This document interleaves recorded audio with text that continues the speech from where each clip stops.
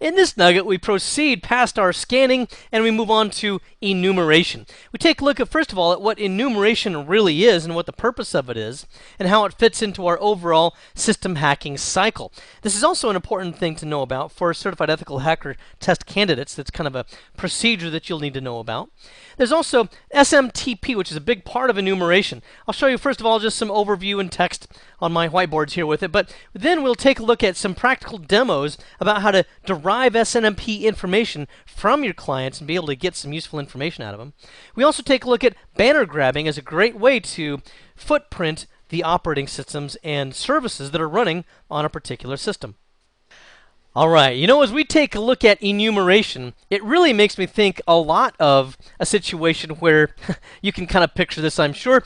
Well, you have a young man here, all right? And this young man is at a big party, and there's lots of all the other people around. And across a crowded room, guess what he spots?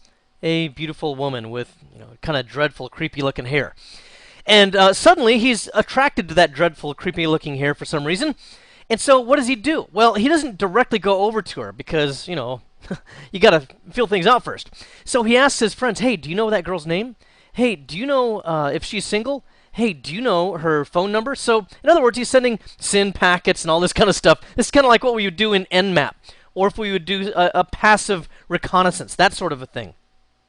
Now, once he gets his courage up, what does he do? Well, in the old days, we used to actually walk over to the girl and talk to her and ask her for her phone number. These days, since we got our phone number from a friend of ours, we'll just text her and say, hey, I'm across the room. Why don't you ask me out? Isn't that awful? But that's what people do these days. Anyway, so this girl, we walk over to her now, and we say, can I have your phone number? So this part over here was all scanning, okay, or reconnaissance, passive reconnaissance, maybe. And then now, actually trying to get the phone number, we're actually doing enumeration because we've tried to extract information from that person specifically. And the same kind of principle is true when we're actually doing hacking, because we've, to this point, done mostly various kinds of reconnaissance, Nmap scans, that sort of thing over on the left. Now we're going to move into an enumeration stage, which can actually ultimately result even in full control over a computer. And so enumeration really just kind of a natural follow-on to scanning, and it's a subset of scanning if you want to think of it that way. The difference is that it's going to more actively look for things such as user accounts. Once you get a user account, then you can start going to work on things such as passwords. Also, I only need to find a user account, even if they're not a privileged account, in order to find the administrator account on Windows machines. And I also want to find out what groups are there. For example, it's not that hard to dump out a list of groups that are in Active Directory or on a local computer. And some of those are revealing, because if you're looking for financial information, then you want to find somebody who's a member of the accounting security group, for example. And similarly, computer names will reveal some of that as well. So if I'm looking for a DNS server, most organizations will have their DNS servers named DNS something or another. DNS 01 or something like that. Also, we look for network resources, where the routers are, where the switches are, things like that. And more particularly, you can look for shares. Now, I looked high and low for this because I really wanted to show it to you. If I can find it later on, maybe I'll get it. But a couple of years ago or so, I was at a Cisco conference in Las Vegas. And you know how this goes. If you'll just look around the network. Let me open up Windows Explorer here, for example. And if I drag Windows Explorer over here, you know how it is. You'll just see this start to populate. And all kinds of machines will start to come into this list. You don't even have to be a hacker. If you just start clicking through things, you can find all kinds of stuff that people have just on open shares. One time I found a guy's vacation family photos. Not that I was that interested in them. And that's what I was trying to look for, by the way. They were innocuous. There's nothing inappropriate there. But I was going to try to find them and block out faces and everything like that, just so that I could prove to you that that's very easy to do. Other times, when I've been in hotels and things like that, I'll go through the list and you'll see, movie files or what am I trying to think of? Music. That's it, music files. Now, we're not about that. We're not trying to look for that in particular, just out of some kind of a salacious curiosity or something like that. But when it comes to hacking, a lot of times we'll find shares that really are not properly protected, and you can just click your way through them and get information that you're not really supposed to have. We also want to find out what kind of services and applications are available. This is something that, again, is going to be quite easy to do. We're going to probably dominate the time in enumeration with SNMP. And I'll put that out to the side here, SNMP. SNMP, which is the Simple Network Monitoring Protocol. I'll get more detail on that coming up here, but it's a great way to get a lot of this information very simply and easily. It's not that hard. There's also auditing. Now you might think to yourself, well, I thought auditing was just for administrators, people that have to do daily work and see what services have crashed and see what applications are doing, stuff like that. It is. However, it's also very useful to the hacker. So, for example, you can see when a specific backup account has logged on to start its backup job of maybe a file share or something like that. Well, now you might know the name of that backup account, and maybe you want to go after that one, because a backup account, even if it's not a full administrator, is pretty powerful, because it actually has access to all of the files in most Windows environments, at least. And then later on, if you want to back them up using those credentials and then restore them somewhere else on a hard drive of your own, then you now have ownership of all those files. You can see what services are running, because you'll see when services start, when services close, when they crash. You'll see what applications are running, or what versions of some of these services or applications are running as well. And that, again, will help you get a lot of information regarding what their weaknesses might be. Now here I just wanted to insert in this the system hacking cycle. Now, the reason why I'm doing this is because it doesn't exactly fit here in the terms of the flow, but you will need to know the 6 major bullets here in terms of certified ethical hacker materials. The first one there would be reconnaissance and footprinting. We've already done a lot of that in terms of operating system identification, doing passive and active reconnaissance, things like that in this series. There's also scanning using tools such as Nmap, and enumeration, which we're about to do primarily using SNMP, but there's a lot of other utilities you can use for that as well.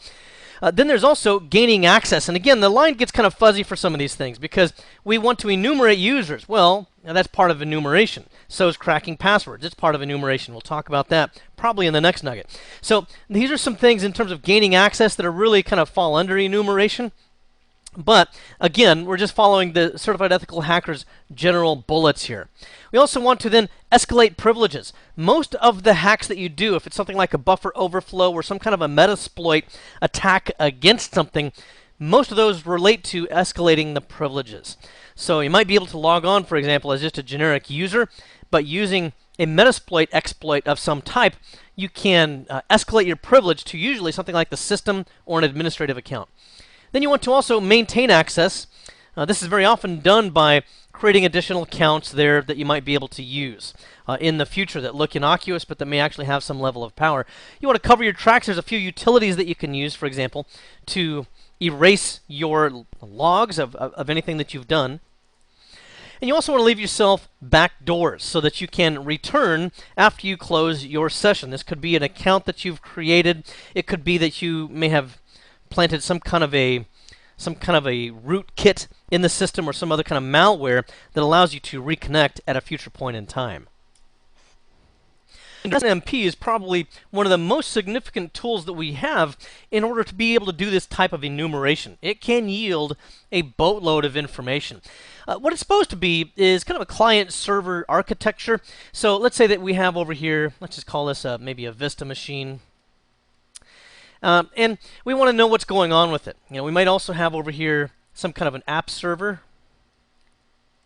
My pen's writing really slow for some reason here. And then and these would be clients. Okay, that's the way this is supposed to be. And then over here, we would have an SNMP server. Okay. Okay. So what happens here is these clients over here can work things a couple of different ways. Maybe if I've got an application that I'm running on Vista and I want it to report anytime something of any significance happens, then it can send what we call a trap to the SNMP server.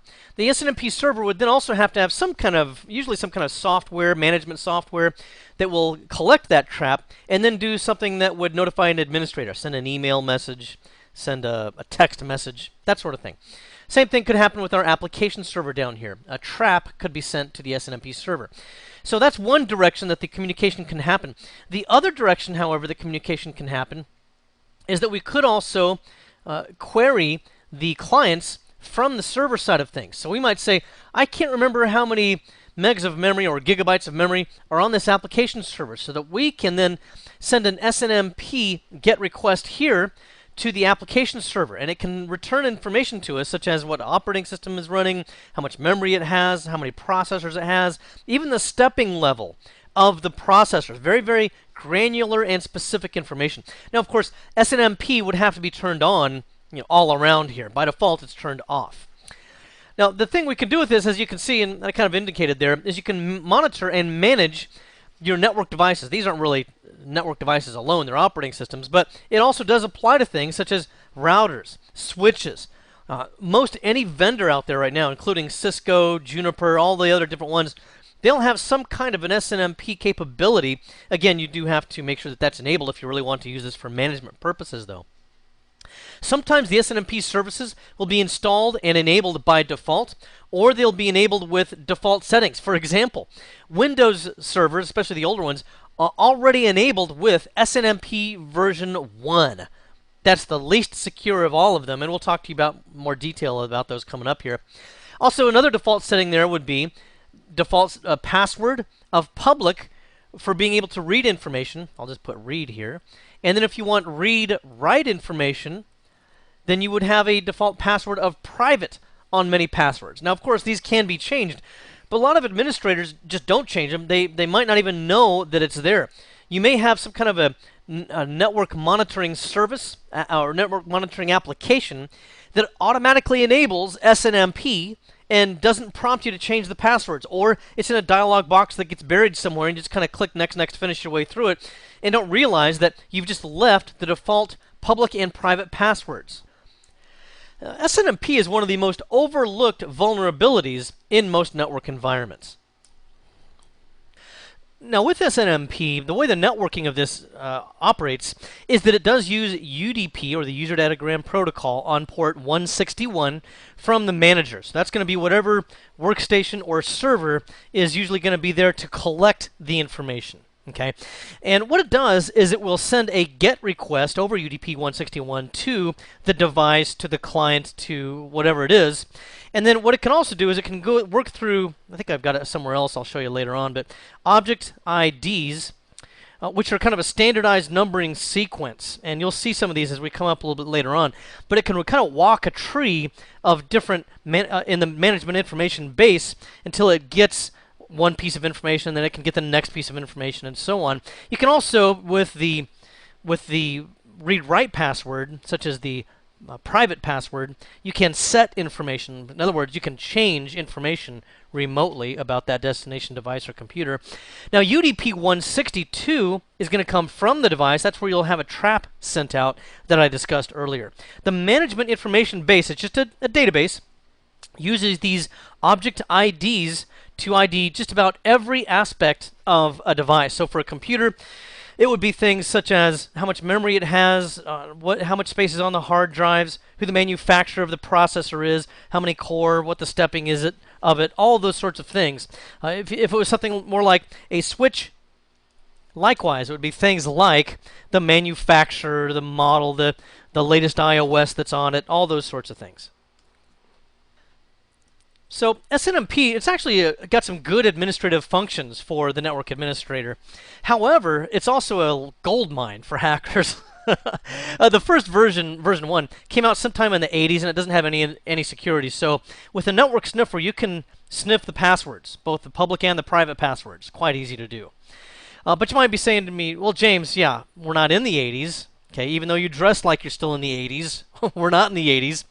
All right, people, I don't have mutton chops or anything. But anyway, the problem is there's a lot of technology out there, including SNMP, that is still being used from the old days.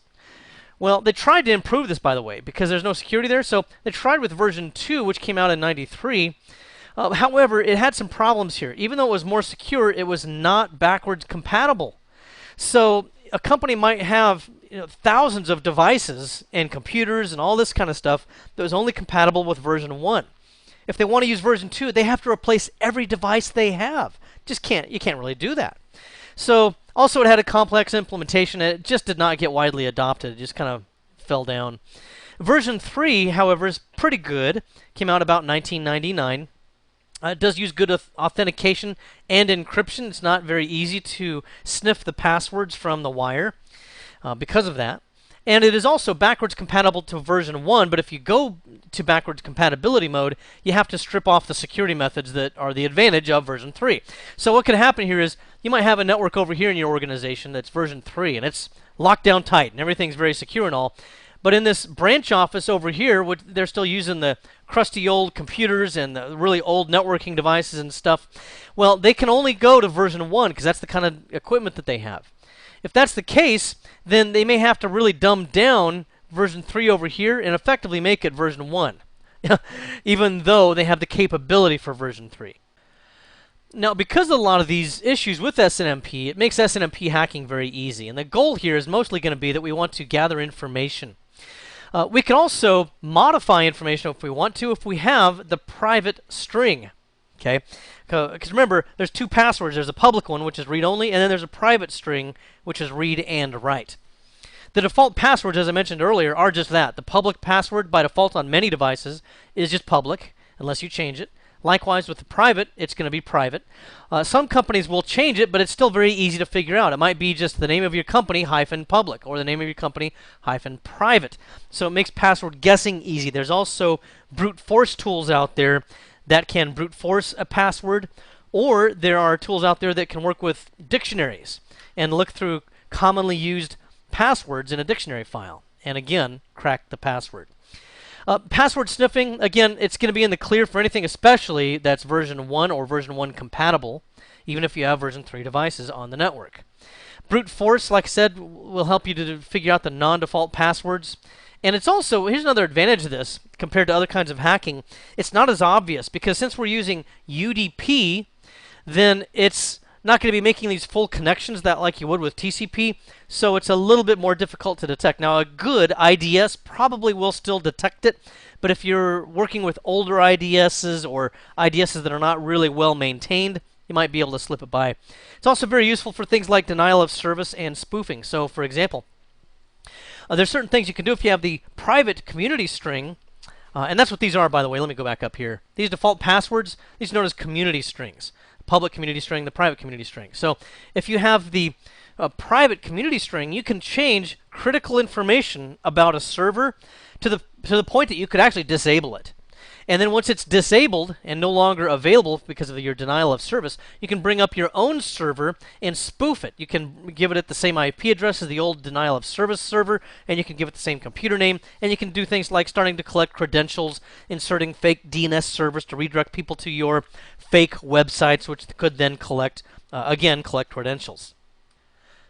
All right, so that's enough jabbering for now. You probably want to actually see something work. Here we are in Kali Linux, and I just opened up a terminal here, and I've got several tabs going, as you can see, for different commands that I'm running. I'm going to go through a lot of these tools fairly quickly, just because there's so many of them, and there's an abundance of resources that you have here. Within Kali Linux, we do have a tool called SNMP Get. It's a command line tool, and just point it to a target that you think is running SNMP. A network capture using Wireshark and filtering that on port UDP port 161 will show you IP addresses of machines that have SNMP running. So anyway, I happen to know that one's got SNMP. I know that it's also running version 1. There's a number of ways to do that, but I just happen to know that this one is. Again, network captures could show passwords in the clear, which is a dead giveaway that it's version 1 anyway. Then there's also the community string, which is -C, and then public, which is a password, the community string password. Then here's the object ID that I'm going to enter. And for computers, this is a common initial community string that you can enter, and it gives you baseline information about that device. Now, for other ones, they'll change the number here. Like this might not be a 1, it might be a 2 or something like that. That will take you down a different tree. There's some other tools that I'll show you later on where you can actually see a tree format, and you can see where these numbers go. Anyway, once I ran this, it tells me that it's running specific hardware. It's an x86 machine, model 610 stepping 7, so it gives you information about the processor, the Windows version 5.2, which is Windows Server 2003, and so on. So we get a little bit of information about that. You can use SNMP Get and just change this object ID as you get more familiar with them and know which ones might be of interest to you, and derive further information. Then the next tool that you might want to use would be SNMP walk. And it's very similar syntax to what we did before. Notice that I'm going down a different tree this time, 1.3.6.1. That you'll see that commonly for any kind of a PC interrogation that you're doing. But here it might go down a different tree. For example, this used to be a 1 in the previous command. Here it's going to be a .2, and it's going to just walk the tree. When we say walk, this means that it's going to expand out the object ID. Notice how it keeps incrementing the this ISO number, this object ID number. Well, as it increments, then it interrogates it for additional information. Some of it, honestly, I don't even know what it means. But the rest of it, you can really start to get some useful information out of this. So, for example, the time ticks gives me that many seconds, which is 1 day, and then this many hours. So what that's telling me is how long this machine has been up. Very useful for identifying whether something's installed the latest service pack or patch that needed a reboot. So that has not been up for very long, so it might not be a best target if I'm looking for something that's weak and that hasn't applied the patch that was just made available 4 days ago. But anyway, just an idea there. We see several other things here, some other counters and things, but we'll get into some other more interesting things here. Also, notice how far down this goes. There's a lot of different information we can get because, again, we're walking the tree and getting a lot of information. Well, let me go back to the top. Let me show you something else. Another thing you might want to consider is putting a greater than sign followed by the name of a text file. That way you can kind of comb through this at a later point in time. Look, here we're also getting the IP address, which we already knew, okay, because that's how we interrogated it. However, you can also interrogate against the name instead of an IP address if you want to. And let's see what else we got. As we go further on down here, we see some information about which drives are available. Okay, we see some information about the space that's on those. That's kind of hard to read in this format. There's some other tools I'll show you later on which will correlate a specific integer with a specific drive so you know how much free space is on those. Here's some information again about their loopback address, the COM ports that are on there, LPT ports. Now let's see what else. Oh, here we get into some good stuff.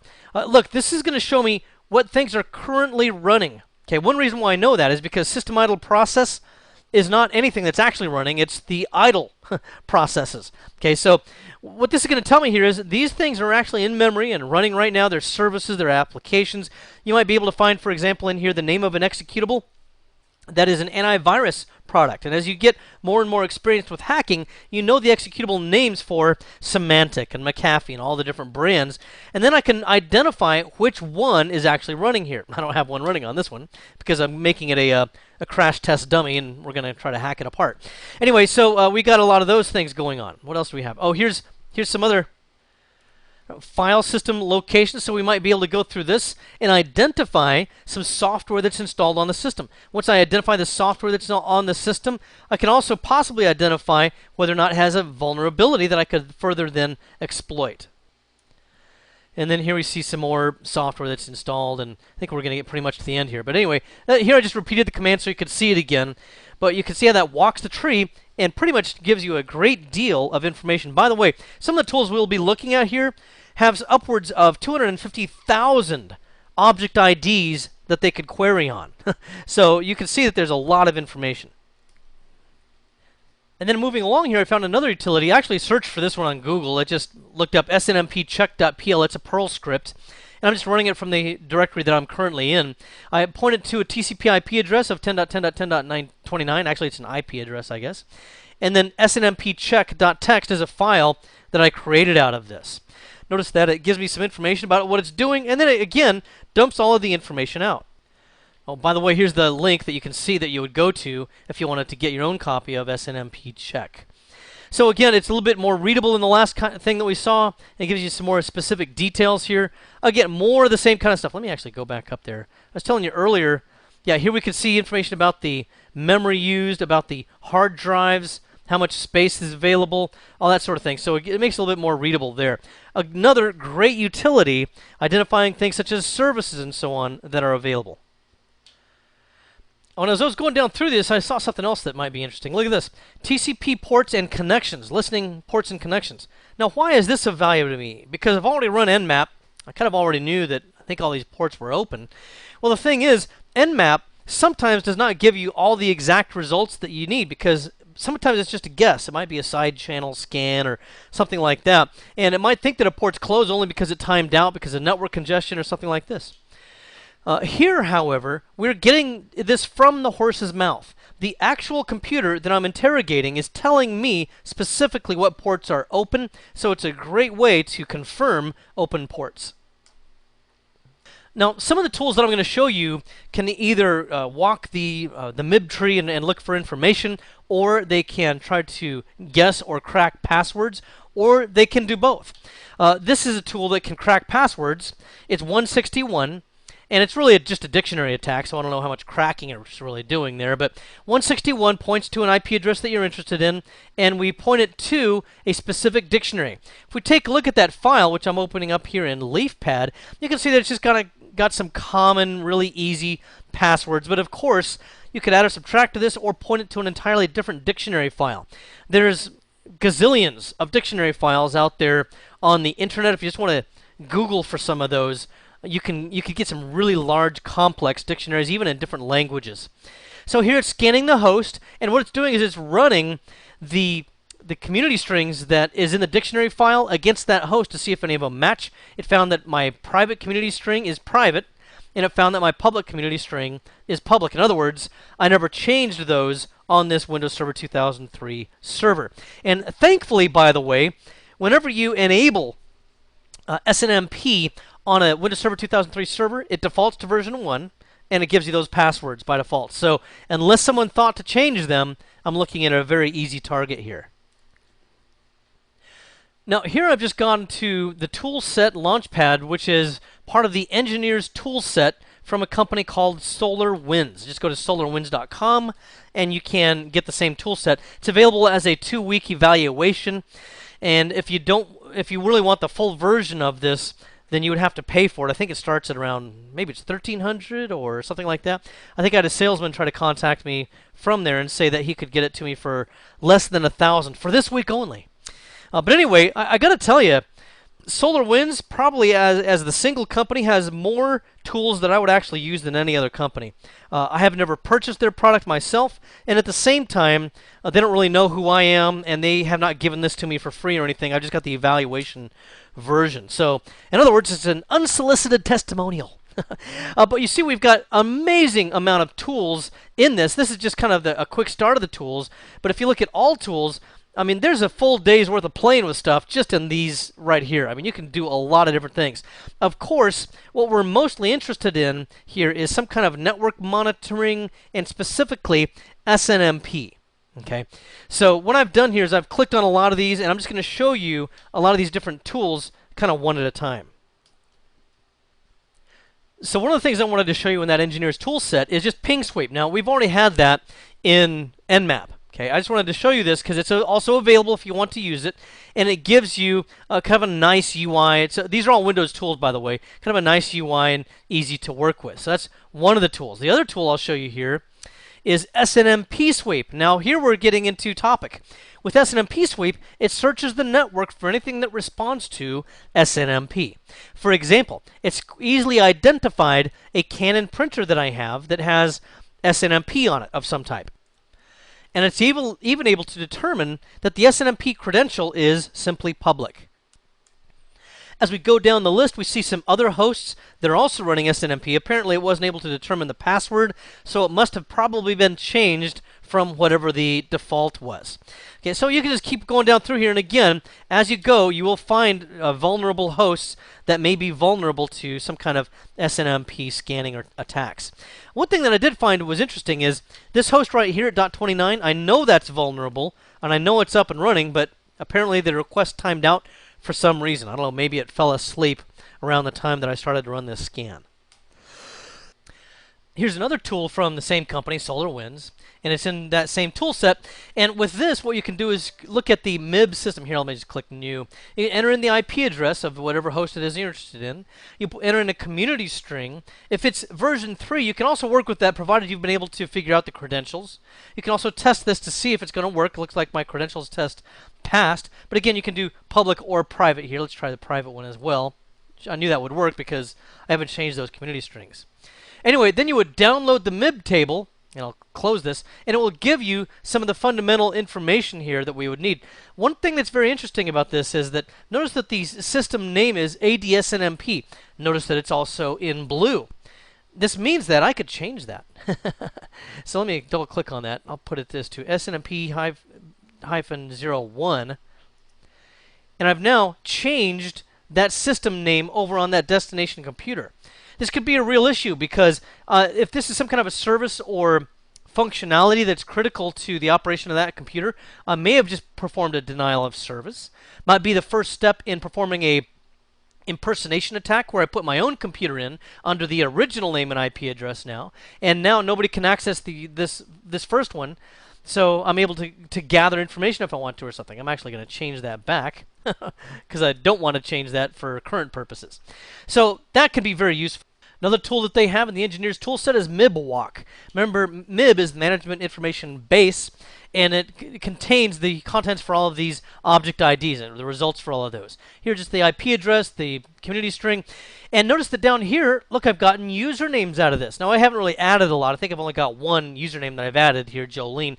But you can see the value of this. I could start to collect user names and use them in some other tools, such as user to SID and SID to user, to be able to determine which one's the administrator account, because the one that's named administrator might not actually be the administrator account.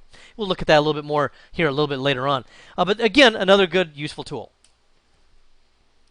Another part of the engineer's tool set is this IP network browser. Now, this is not directly an SNMP tool.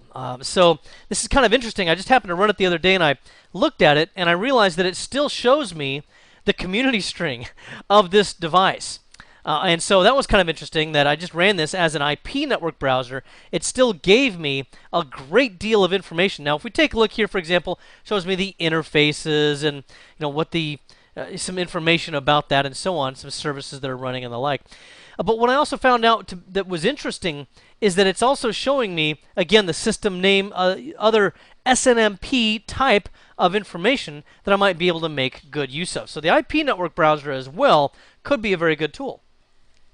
All right, I was just about to show you this tool and start recording again when I got a phone call from SolarWinds, Troy over at SolarWinds, and he informed me that today only he's been authorized to sell this to me for $9.99 instead of $13.99. By the way, again, they don't know who I am particularly other than the fact that they just called me, but this is a really good product. There's a lot of good tools there that probably be worth it if you were into this on a regular basis. But here, what I like about the MIB browser is that we can go to the numbering scheme through the management information base. So remember in the command line tools we had, we were looking at the path of .1, .3, .6, .2, and so on.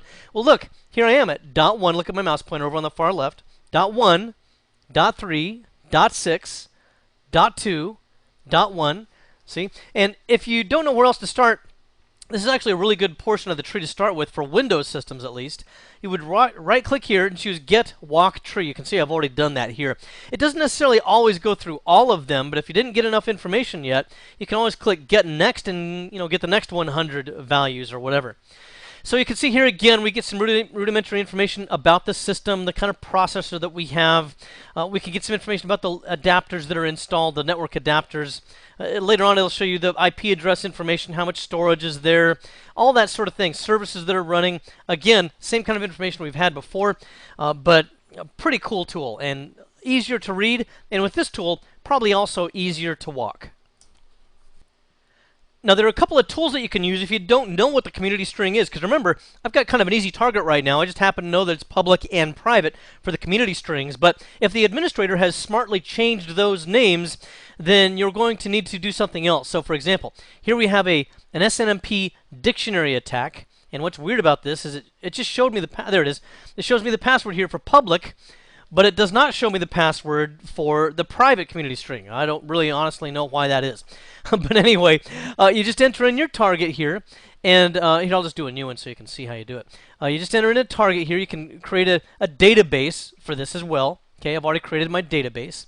And then what I would do is select a dictionary, and you can look for all different kinds of dictionaries. So for example, there's actors' names. Oh, here's a good one. There's bacteria, biology, all sorts of things here, including some things that look pretty doggone questionable. So anyway, I need to look up some of these, by the way. Anyhow, so you can see here that all different kinds of dictionaries you can use. Oh, and also, let me go back to that. You can create, edit, or combine dictionaries. So if I had a few of these that I wanted to combine, then it would run through these dictionaries until it found a match for a string that would give me access to my target. Now this is just using dictionaries, and again, if this is not enough dictionary for you, you can always download more from the internet. There's all kinds of them out there. However, there's also this. This is the brute force attack. If the password is complex enough so that there's no possible way that it appears in a dictionary that it can match one of those words, then it will just go through every possible combination of alphanumeric and keep going and going and going until it finally stumbles across the password. People, this thing has been running for 2 days now. I'm still not out of the A's. So part of this is because I'm in a kind of an underpowered virtual machine, but if you really needed to put a lot of processing power at this, you'd probably be able to dedicate a machine to it. But eventually, it would come up with the correct passwords. And then I like this one a lot because you can use this in Linux or in Windows. It's the mibblbrowser.jar file. So you can see by the extension, indeed, it is a Java application. If I double-click on this, it just opens up the Mibble browser, and here we can browse our way down through the values. You remember, we're using the same kind of numbering system. You know, 1.1. What else have we got?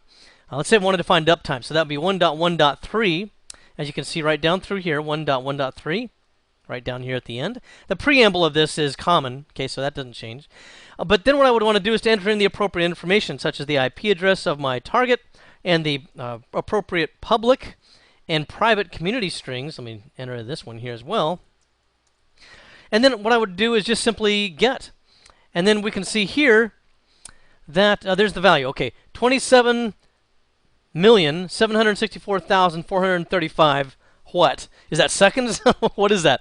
It looks like it goes back since the beginning of time at 27 million. This is actually calculated in hundredths of a second, which according to my math skills comes out to about 77 hours. My math skills, of course, are limited to Windows Calculator. Okay, so we get that information. And you can keep going on, you know, a system description if I want to get that information. Here again, I get information about the operating system and so on. So just another good tool that we can use. Let's take a look here at banner grabbing before we conclude this particular nugget. With banner grabbing, we have services, of course, that usually run on servers. It could also be on network devices of various types. But normally, it's going to be on some kind of a server like a Windows Server 2003, 2008, 2012. And the services are going to have certain kinds of underlying information that is available somehow or another. Good examples of this would be FTP, Telnet, or web services. This might be useful for compatibility purposes. For example, with web, maybe I have a specific browser that's only compatible with certain kinds of web services. And when the web browser opens up that website by looking at the banner, it'll know whether or not it's compatible. Or it might know what kind of mitigation steps that it should take to make it compatible. So what we can do, though, as hackers is to grab the banner. That's why we call it banner grabbing. And there's a few different tools that we can use for that. I'm only going to show you one in my example, but there's several ones. Netcat, which I'm going to demonstrate. There's also Network Miner, Netcraft, Satori, and several other ones. There's just a bunch of them out there if you want to Google for any of those. But like I said, we'll Netcat this. What can happen here, though, as well, is that once we grab that information, what are we looking for? Why do we care about it? Well, again, it can reveal the version of the web server. It can reveal patch levels. It can reveal lots of different kinds of information. And you'll see this as I demonstrate that shortly. Do be aware of the fact that administrators could make deliberate changes to the banner to throw off hackers. And this does happen. So, for example, on a Linux machine, the httpd.conf file could be modified to change the version of the Apache, for example. Or you could use a tool like URL scan on Windows to change the banner. Okay, so let's take a look at an example of banner grabbing using Netcat, as I mentioned we would use. So here I go to, I use Netcat from a command or a terminal prompt here at Kali Linux. And I just enter an NC for Netcat, -V for verbose, the IP address of my target, followed by the port number that I'm trying to query for banner grabbing. Of course, this would be an HTTP banner grab. So then what I would do is, I would just, it goes ahead and runs, and then it just leaves you empty. It just leaves you at a blank line here, and you have to actually type in this information. Notice the spacing, by the way. It's all caps. So cap HEAD space / space HTTP, no spaces, and then a /1.0. Okay, so it has to be typed in exactly like that. Then you press enter probably about 3 or 4 times, and then it will dump out this information. Now, what's interesting or useful about this? Well, I just identified the version of IIS. IIS 6.0, pretty weak by today's standards, because there's a lot of security problems with 6.0, not because it was bad when it first came out, but because there's been a lot of time that's gone by, and hackers have had plenty of time to come up with vulnerabilities and things there. We see that it's running ASP.NET. Stuff like that. So this gives us some information about it. And then continuing to use Netcat, if I want more specific details, such as something that might appear in the web pages, I'll start with the same command for Netcat, but instead of typing up here where we had head HTTP, now I'm choosing get, so I'm getting information about the page, the web page that it would serve. So it gives me information here, again, HTTP versions. It tells me, again, which operating system, or rather which version of the server it's running. And it also dumps out the HTML code here, which could be useful because sometimes administratively sensitive data is hidden in the administrative codes that you see here. So might be interesting, might not. You might just have to kind of comb through that one to see what you can get. Now, as long as I'm on banner grabbing, I'm going to take you to kind of a bonus topic. If you're tired of listening to me jabber on, you can quit here if you want to. But I have a very interesting web page that has been revealed in recent years that I think you might find interesting for hacking purposes, and that is showdanhq.com. Showdanhq.com. Now, what's the significance of this? This is doing banner grabbing on the internet. It's kind of like if you could turn Google into a banner grabbing engine, then that's what Shodan is, all right? Because it's able to banner grab on the public internet, whereas I just banner grabbed on one of my own hosts, okay? So what you do is you look for a query. Let me show you a good example here. Actually, there's a lot of them that have already been entered in, so let me show you those. Here we have webcams, okay? So this is kind of interesting. You click on that, and it actually shows you webcams, and if you click on some of these, it will either prompt you with a credential that you have to enter. Let's try this one in, I guess that's in Italy. I just got back from Italy with my wife, 25th anniversary. Anyway, it's probably going to, yeah, that's like I suspected. It asked me for a username and a password. However, this might not be all that bad, because I could probably search the vendor here and find out the default username and password. If you click long enough through a lot of these different ones, you're going to eventually run into one of these that doesn't require any credentials at all. Now, I'm not going to do a lot of that, to be quite honest, because I've kind of played around with this kind of thing in the past, and sometimes you'll come across a webcam that'll show you things that you wish you could unsee. So I'm not particularly eager to revisit that trauma. Okay, so anyway, because of the fact that Shodan does this banner grabbing out there, it's able to derive information and find hosts that do specific kinds of services, and then all I have to do is to click on the link and either get a logon where hopefully I can enter in a default username and a password, or sometimes, once again, it'll just pass you right through and you start watching video immediately. Also, when you do a search, let me go back to the home page here. When you do a search, it's kind of hard to see, but there's 2 little down arrows right here. If you click on it, then you notice that you can search only against certain countries. So maybe I want to scan only in China, and I want to scan only specific port numbers. Okay. If you want to do something like search by country, I think you have to actually have a login. Otherwise, it's completely free, and you don't have to log in or provide any kind of credentials to use this. Now, here also are some other interesting terms. Let me go back home here. Let's see what else we got. There's some common searches that have been searched against, and you can search, again, with various countries and ports and stuff like that. Oh, look at this one, nuclear. Wow, maybe I shouldn't click on that one. That one looks kind of dangerous. So anyway, I probably won't click on any of these, except maybe this one. I think that's in Brazil. judging from the flag. So I can click on that, and what we get back from this is responses from the banner grabbing. It tells me anything that's, NetBIOS activity going on. Actually, I'm not seeing a lot with that one, so I've seen more on some of these others. So let me see if there's another one I can find. Let's just click the first one. Obviously, if it says authorization required, then you're going to get something like this, where you have to enter in a username and a password. Okay, welcome to the U.S. Nuclear Deterrent Launch Facility. Oh my gosh. I better get out of here before I get thrown in jail again. People, believe it or not, I did spend part of the summer in the back of a police cruiser. Don't want that to happen again. So anyway, so let's see what else we got. Oh, remember at the beginning of this series, if you watched the first videos, I talked about a piece of spyware that was meant to attack SCADA devices. The SCADA devices are what control plants, nuclear power plants, centrifuges, things like that. Well, you can just search against SCADA here, and you can see that it reveals quite a few details about various ones. Here's one in Hanoi, okay? And so I click on that. I don't really know a lot of details about this. I'm just kind of clicking on this blindly right now. But it even tells me the latitude and longitude, so I could get exactly where this is located.